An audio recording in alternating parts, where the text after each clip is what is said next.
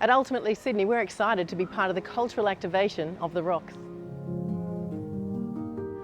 Follow me as I show you a side to the rocks that is beaming with colour as you meet the artists, the makers, the artisans who make up the wonderful Rocks Art and Culture Trail.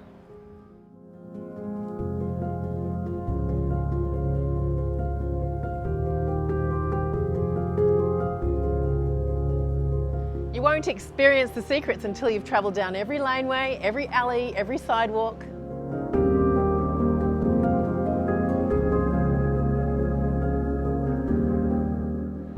Listen to the stories and meet our local identities who bring the heart of Sydney to life.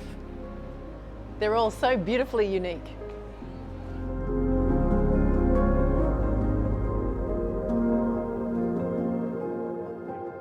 My mandala collection, which actually represents mandala, and all the threads, they are showing connections, human connections. And my message is peace and harmony. And I want to actually spread this message that we need to celebrate our differences rather than pushing each other away. And if you actually start knowing each other's cultural activities and enjoy that. Hi guys, welcome to AAD Gallery. This is a beautiful gallery situated in the rocks. Let me show you what we have here.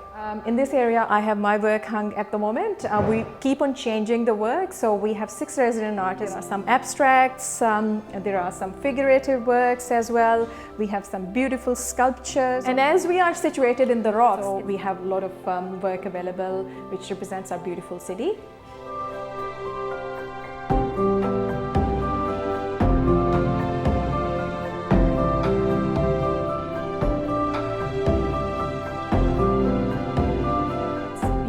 And amazing, and I think I'm really lucky to be in that position that I can actually produce art, make art, and I can sell my art, and I can make a living out of that as well.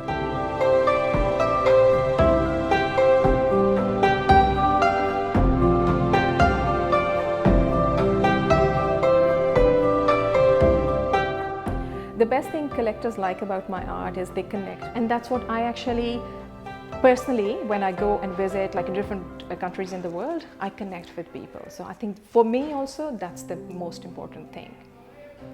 I started to help other artists as well and share a little bit of my experience with success with others as well. So I am actually representing few people. I take their work overseas as well with international art fairs and give them a platform.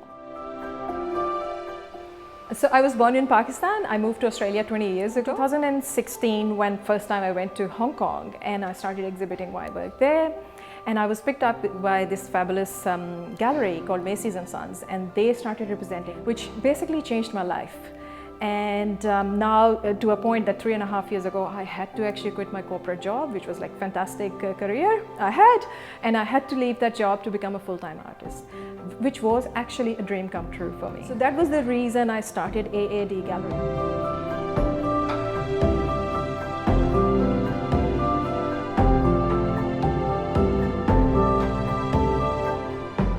Whether you are living in Sydney or you are visiting, you can come to the Rocks, and it's an amazing place. You can actually find us in one of the laneways called the Nurses Walk, and there are beautiful small artists and designers and makers who are here as well.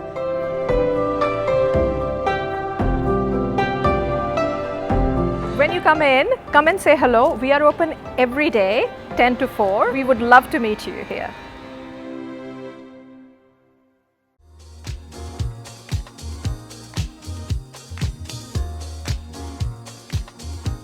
I've been in the Rocks really 20 years. It's a very nice place to work and fabricate our bag. We do design as well, jointly with New Zealand. We make the design, we measure, we send the pattern and the design to New Zealand.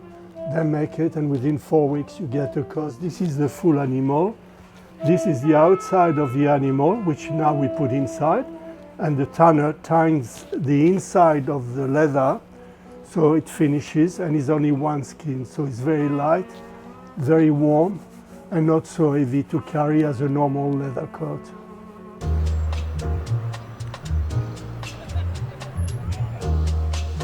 Inside that room, this is where life starts. It's like an egg. It's very simple. We break the egg, it comes to birth the idea, and the idea you work on it, you put it on design, on pattern. So we design, we think, we draw, we explain, and it takes time. It's like designing a house. Really, you've got to make a graphic, a volume graphic, with a master pattern, which is the plan, and from that we dissect. When I give it to the workers, they put everything back together in one hit. If I'm good enough, it becomes perfect. When I'm not good enough, it takes a lot of try. We want to represent quality, and quality is, if we look at the past, this is a statue of 11th century, and it's come from a replica, a graphic in ink, which was found in Paris in an old library, and it became my logo and my mascot. You can see the logo, the man on the stool. To me, that's what's important, that's what represents us. So people have been making wallets since credit card exists, and everybody makes the wallet the same way. It presents that way. Credit card sitting there, and that puzzled me, because each time a customer comes in, he says, I want the thinnest leather you've got for my credit card because look at my wallet, it's very thick. So I decided I had enough of that story. I said to him, it's not the sandwich who's thick, it's not the bread who's thick, it's what you put in. You pile it up and it becomes like a Big Mac. So I thought about it, and I invented that's the way wallets should be made everywhere. So when you close them, it becomes very thin. There's a difference. A Big Mac, it's full leather, always. We don't use any other material but cowhide from Australia, goat skin for the inside. We use goat because it's strong and it keeps the bag together for a long, long time. And they still carry their own pieces, some people for 40, 45 years. For example, I will show you, this is a piece I designed when I was about 21, 22. And I was working for Gino Pucci at the time. I knew about designing. So I started to design shoes for him. He asked me if I could do a bag. So this was a great question. I said, I can design, we'll see. It was my first piece, and I designed it, and it was a good seller. And I started my own business the same year, and it's been now over 50 years. The passion is to see a finished product with all the thought you could put in. And why I redesigned something which I did over 50 years ago is because I can do it better. Think about today, mobile phone.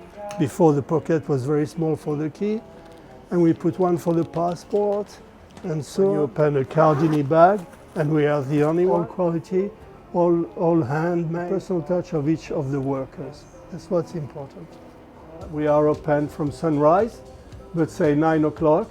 We close at 6:30. We like the church, we open every day, especially on Sunday. My name is Louis Cardini. I'll be happy to meet you, see you, and talk with you.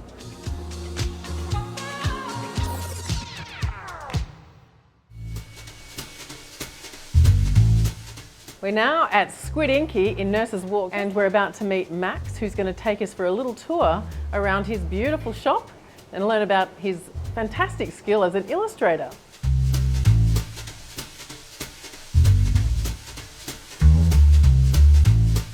I'm obsessed with illustration. I love to draw. My background is in industrial design, so I'm used to designing objects and interiors. I'll have a suggestion for an illustration, such as chicken stock.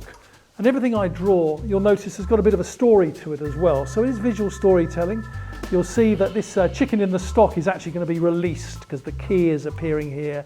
And there's a wry smile on the chicken. So it's going to end well for the chicken.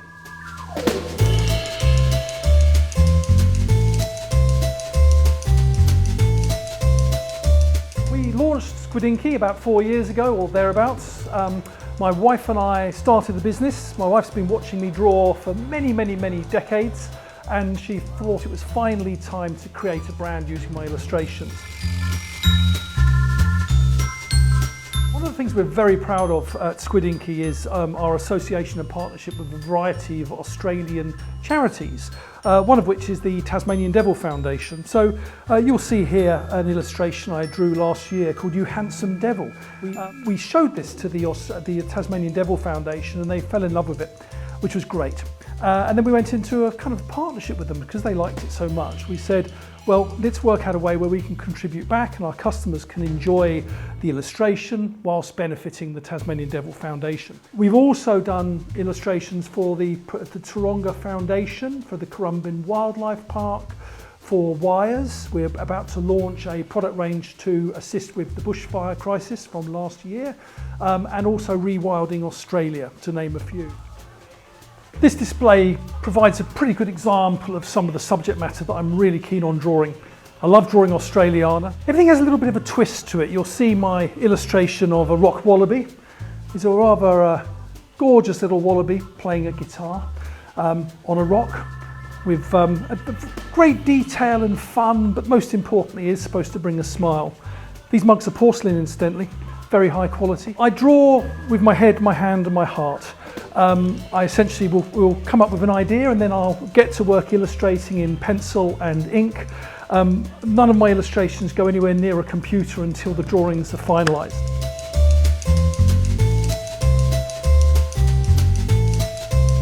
Worked around the world. I've been very fortunate to have worked in Madrid and London and San Francisco, and now of course beautiful Sydney. Sydney Harbour, as you can see, one of my first illustrations. The premise behind Squid Inky is to create hand-drawn illustrations that are drawn with head, hand and heart, and then convert them into a range of high-quality products which our customers can enjoy for long periods of time. Another great interest of mine is to draw architecture and environments and buildings and such, and of course Sydney is one of the most amazing cities in the world for that. One of the things you'll see in our store is we have a kind of catch cry called Everyday Whimsy. Now, Everyday Whimsy is really taking an idea or a pun and then having a bit of fun with the illustration. So here we have mascarpone, back of lamb. So again, there's a bit of fun, there's a bit of interest in the background, but most importantly fun.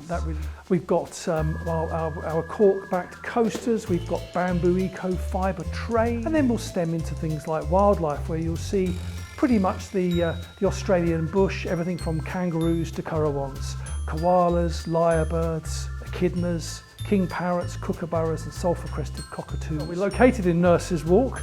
We're open pretty much every day. Best thing to do is check our website for opening hours, but we typically open at 10 o'clock and we close at around 6 o'clock.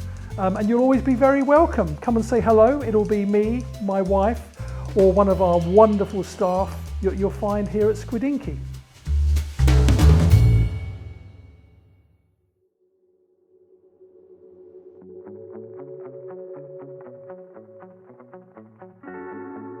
We're here at Opal Minded, but before we go in and have a look at the array of beautiful gemstones, let's go up to the studio and discover the Opal journey.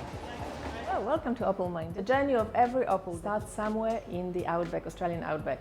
A lot of the gemstones that we sell come from our own mines in Janda, in Queensland. That little hidden workshop there, we have a cutting shop and a jeweller's bench. It is really messy. I can give you a little sneak peek, but it's my husband's domain, so you know. So first of all, you have to decide on the direction in which the gemstone is performing its best. Some stones will look great as a ring, but you put them up a set of earrings and they'll just disappear. So that's something that's really, this is the first step, this is 101. Then you just have to look for inspiration. It will come or it won't. If it comes, then the process is really easy. It's just a question of making sure that you can express it visually and in words to our jeweler. And this way we can hope that what comes out is going to be close to what you imagined. So it's a long process between the moment when an opal gets out of the ground and a huge amount of intuition which comes from experience. So essentially, we are looking for the best possible play of color. Cutting opals is extremely difficult. There is not, it's not a mechanical process, so it all has to be done by hand, and it's sometimes going not far enough is not going to allow us to find that best play of color, but then going just a fraction of a millimeter too far means that we'll lose it forever. I can actually show you the stone. Yeah, an amazing, amazing, beautiful boulder opal. It ended up in an underwhelming bezel setting, not very exciting. My first idea of what this stone was supposed to be is just here, so I'm thinking about remaking it right now. It has to be reworked because the gemstone like this, these colors, they really, really, really must be put into something really exquisite, and this setting just doesn't do justice. So this is not an isolated incident. It has happened quite a few times that what was the original beautiful dream didn't quite work out. So we scrap it, we'll make it perfect the next second, third time. How did you get into opals? It's a love story. So I was lecturing at Macquarie University in Sydney in the media department.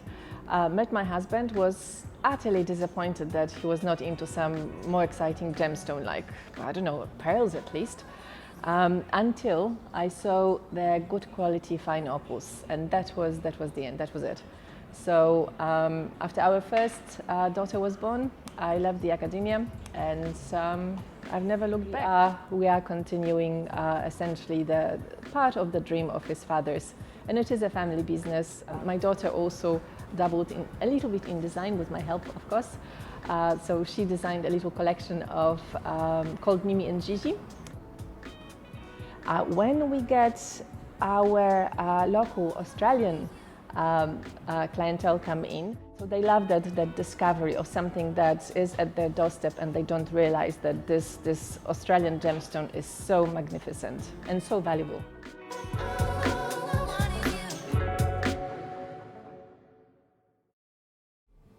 The process that we go through is to distill people's emotions and become treasure smiths for them. Is that we hand make all the jewellery here. Our workshop upstairs, we've got a couple of jewellers that work here as well. Spend a lot of time focusing on design and procuring the most beautiful gemstones from Australia. In particular, Australian party-coloured sapphires. They're really, really fascinating. So each piece is just a one-off. That uniqueness is what makes it a really special keepsake. We're second-generation jewellers. Family's been making jewellery for over 50 years. They have a real passion for what we do, and when we love making it here in the rocks. The colours that you get, you only find them in Australia. They match up with the colours of our native flora. When you look at the greens and the blues and the yellows, they're all mixed together in the one stone. And the really fascinating thing is how they shift colour. Some on a cloudy day they'll look beautiful and blue. As soon as the sun comes out, they start to show a real vibrant green colour. Another special technique, we're one of the only jewellers in Australia that creates this technique called mokumegane, which is actually an ancient Japanese swordsmithing technique, which we use using precious metals. So we combine different coloured golds and silvers and platinums, which creates a wood grain-like pattern in the metals. Come upstairs and check it out where it all happens.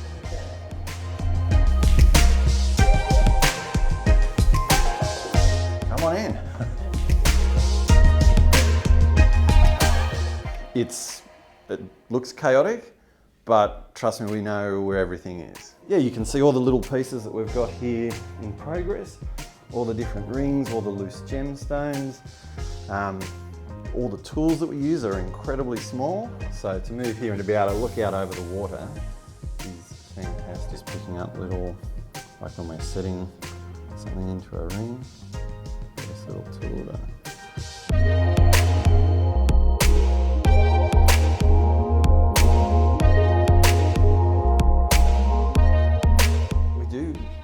start a relationship with our customers, in that we come into their life at a really significant time. Usually it's when they're getting engaged and they're trying to express all of those emotions through a beautiful piece of jewellery, but not just any piece of jewellery. The design itself comes from their personality and really what their relationship is all about. It's a real honour to be invited into their life and to be a part of those moments. Yeah. I left school. I travelled overseas and saw lots of beautiful artwork in Europe, and thought that I wanted to start making jewellery.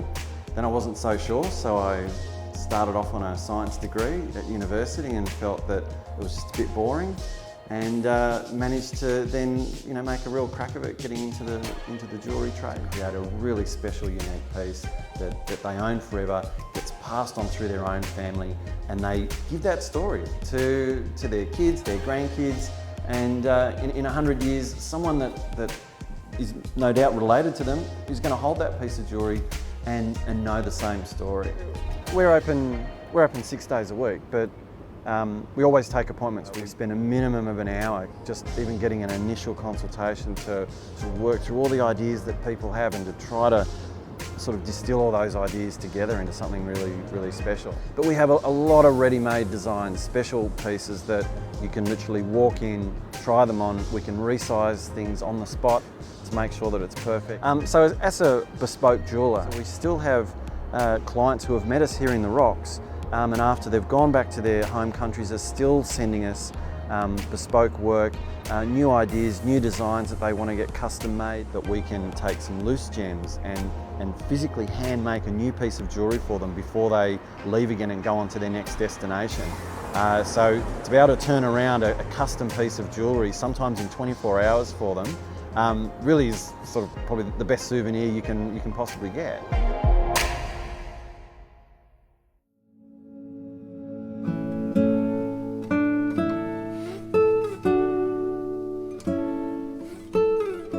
The gallery's been here for 27 years now in this location, and it's a mix of Australian Aboriginal art and then other Australian artists that we like. So we've put together the collection over quite a number of years. The owners of the gallery did some extensive travelling sort of early on and really liked the Aboriginal artwork and thought it would work well in Sydney. And so they've developed relationships with the communities in Arnhem Land and in the Central Desert, as well as with the individual artists. The other artists we have in the gallery, it's a real mix of styles. So we've got sculpture and glass, paintings, lots of different mediums that we work with. The Indigenous artwork that we have at Gannon House Gallery mostly comes from Arnhem Land, which is the very top of the Northern Territory, and the Central Desert. There's about 6 communities in the Central Desert. We deal mainly with about 3 of them, and then our artists come from all over that region, so the very bottom of the Northern Territory and then almost over the border into Western Australia. So how do you find these artists? Well, a lot of the artists live in very, very remote areas. So, when the owners of the gallery initially were setting up the gallery, they travelled a lot, they met a lot of people, and since then they've developed quite strong relationships with quite a number of the artists or communities, depending on how they work. And we supply all the paint and the canvas. For example, we've got artists like Wendy Murray. He's become quite well known overseas. He's had exhibitions in New York and in London recently. He comes from a family who came out of the desert in 1984, so that was their first European contact. His brother Thomas Murray, this is one of his sisters, Yakulti. And there was a lot of media attention when they came out of the desert because they'd had no Western contact up until that point. And now quite a number of the family have become quite well-known artists.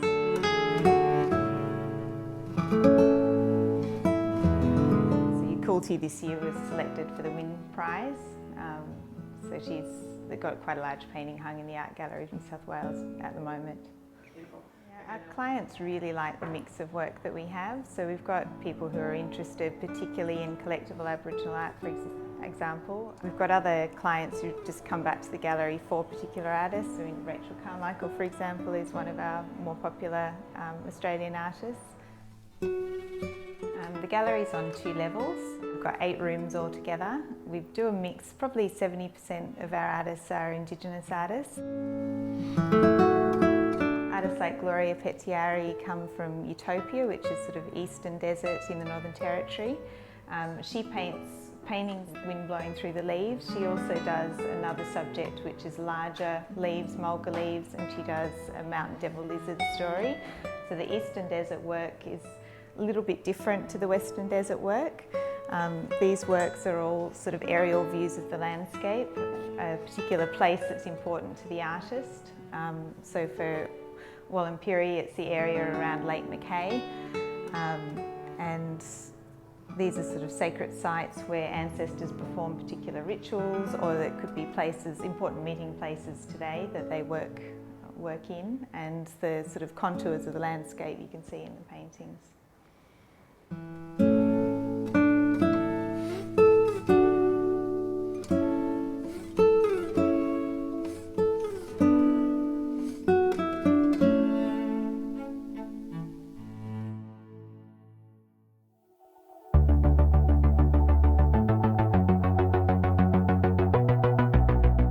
Welcome to Joe Bananas.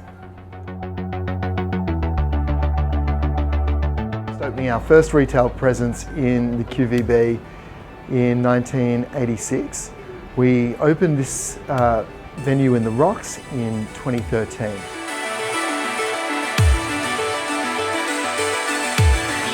My brothers and I currently collaborate to design our entire collection in-house. We also manufacture all of our textiles. So what we have here, I laid out a couple of examples of locally inspired hand-woven silk textiles. This is what we're best known for at Joe Bananas. Each takes between about 200 and 300 days of hand weaving by a loom operator. First, we have an inspiration of Hawkesbury sandstone, which is literally the bedrock of Sydney Harbour and the Sydney Basin. Next, I've put out our favourite paper bark, which is our lightest weight weave. And lastly, our Sydney Harbour herringbone jacket.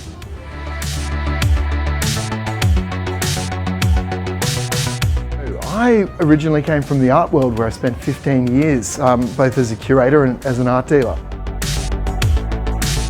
Our customer is the ultimate individualist. Someone who dresses for themselves, someone who knows themselves, and is open to a unique design story with a uniquely Australian design influence.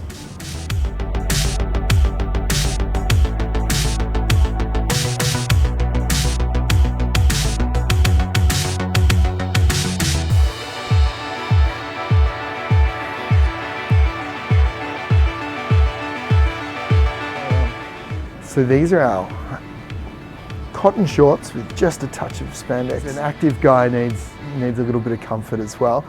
So they're constructed in the same textile that we use to make our chinos, but we give them a personality unto their own, which is really unlike anyone else's take on a pair of shorts. If a guy showed up at a barbecue at my house like this, he would so win. Yeah, I reckon. Look at that. You've got the personality to match generally. That's what I find with a lot of our clientele. They're fun, huh? What's your favourite? We've always been inspired by our celebrity clients to provide a range that is truly unique, that you won't find literally anywhere else in the world. These were first worn by celebrities like Elton John back in the 1980s. Stephen Fry, Billy Connolly very famously wore these as well. Yeah. I like this one. Very stylish. That is indeed. This is our little ode to Black Panther. Oh yeah. Done with a dinner lapel. It's a crushed silk velvet. Something a little bit out there. We also have a very unique offering for ladies as well. Starting with the ladies' long jacket, a short jacket with a lapel, and a bolero. These pieces evolved from collaborations with very special women in our lives and also partners and wives of clients. It's a predominantly linen textile, but blended with our silk. It's non-crush and wonderful for travel. Compact, turning into that in a backpack. Honestly, one of the best value garments you can ever have in your wardrobe. Comes in jackets, trousers, and we offer a complete range of women's as well.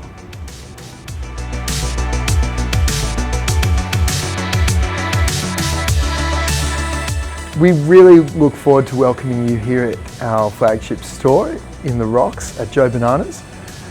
Check our website for current opening times, and we look forward to seeing you soon.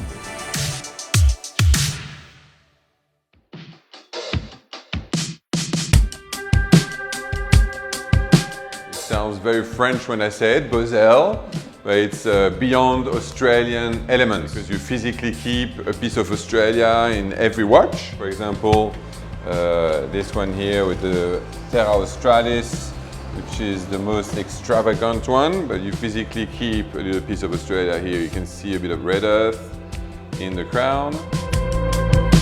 We've got our own production unit in Adelaide, where we make all the components for the watch case. And when a customer is interested in this watch, we just sit down, we build the whole watch with the customer. It's made in Australia and it's bespoke, every component.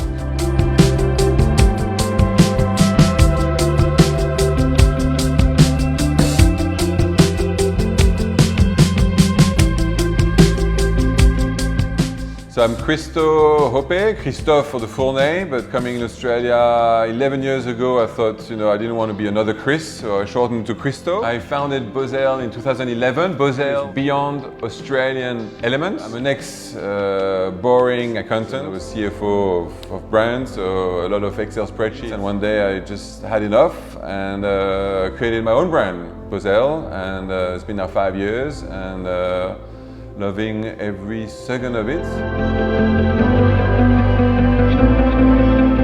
So you've got a watch that looks like a normal watch, but then you pair it with the Bozell app, and it will track your activity, your sleep, also your feeling, and set up some people just to come to your watch, so your loved ones or your parents or your kids. And you just leave it, you set it up in your notification, and then only them will come to your watch and it will vibrate, and the hands will move to either the phone, which is at 8, or the notification, which is at 10 o'clock. So it's a full-on smartwatch that looks like a normal watch. My passion is really the design and the production. That's the business side of things. You have to do it because you have to. Yeah, so it's been 6 months now that we're in the Rocks.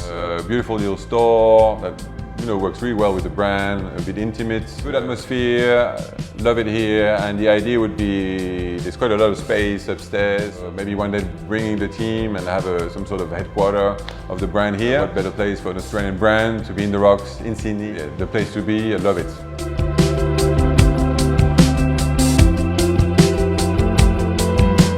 Terra Australis is mainly made in Australia. We've got a joint venture with Flinders Uni down in Adelaide, and we make the watch case components here in Australia that we send over to Switzerland where they get assembled. We also use kangaroo leather. We try to use as many and as much components and local sourcing as we can, but at the end of the day, the Swiss-made watches. Hence the accent, and the quality still of watches still has to and still remain Swiss. All watches come with 2 straps that you can change easily, changing completely the look. You can see here with the black rubber or with the brown leather. It's a different watch and you can change it yourself. Just on the back, you've got a little system here that you pull, and then you just put another strap on the watch. Just make sure that it's inside.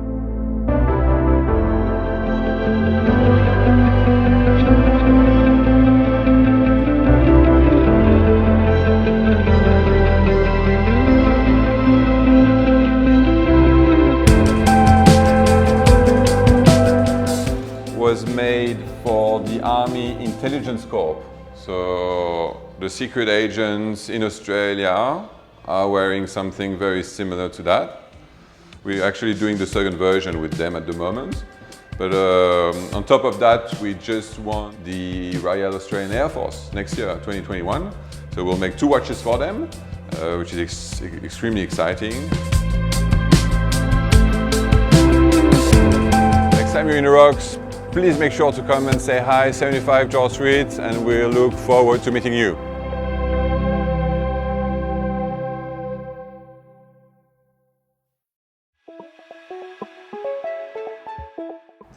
Welcome to Wendy Murray Boutique. We have a beautiful collection of leather and suede, and I provide a bespoke service. And it's nice to have a jacket that fits perfectly.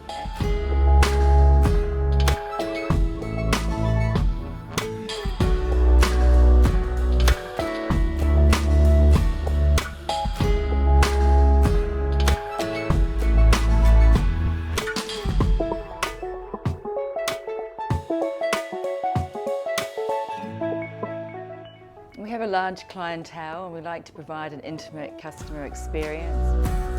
A lot of my customers make a special trip to Sydney and they make a weekend of it, and they'll stay in one of the close by 5-star hotels, and they'll make an appointment and we'll share some champagne, and I will design and measure them up for a bespoke jacket. Bottle green, but it's glitter suede. It's got this beautiful technique. It's gorgeous. It's a very popular design actually. Shawl for New York and Melbourne. It's always black. So we place this over the suede and use a hand tool, and this is how we punch the holes in the suede. It takes about 3 days to make one shawl. It's handmade, and this is all hand threaded. We make our little own gold buttons. It's like a little keychain, or it can go attached to bags. I made this beautiful shawl in this design with all the little cutout patterns and beaded, and the white jacket and this little poncho. And everywhere I went, people asked me where it came from, or where was it made, and over a period of time I took their numbers, and after 2 years I decided to contact everybody, and everybody said yes. So I made all the orders and flew down to Sydney with a small collection, and ever since, that's probably about, I don't know, maybe 15, 17 years ago, and I still sell these beautiful shawls and jackets and bags. I started branding lately with the little Wendy Murray zippers and the name tags. Downstairs we have an old 18th century opium den, and this is probably one of the last ones that hasn't been renovated since that time. If a customer wants to have a private fitting other than upstairs, we can bring them down here. Yeah, it's a beautiful space. It's some lovely stone, and you can see the old heritage door.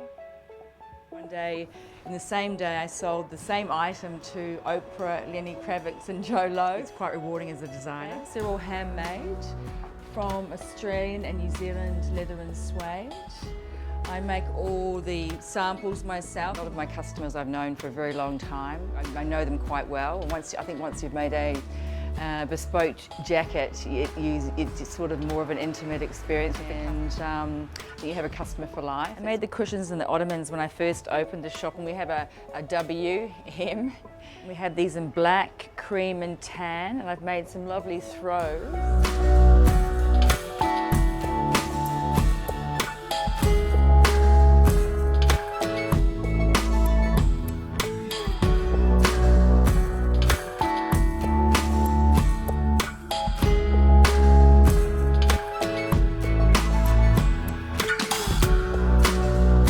The designs were all unique, and that's why the customers in this area loved it, because they could only be found in the rocks. I have a large new collection of trench coats in the most beautiful colours. We've got this beautiful grass green, the lovely champagne pink, we've got the lovely white leather.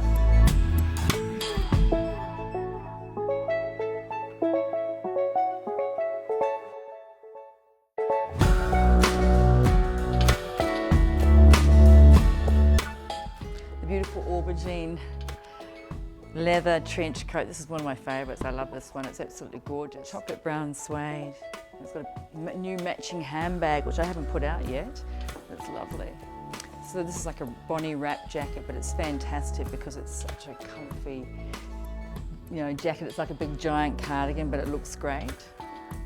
Michaela handbag, named after Michaela, who first bought this one.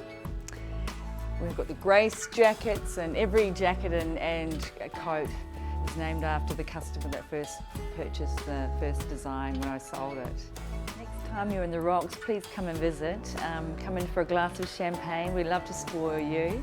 Come and have a play. We'll spend some time together and experience all the beautiful designs, and we'll just make you feel very special.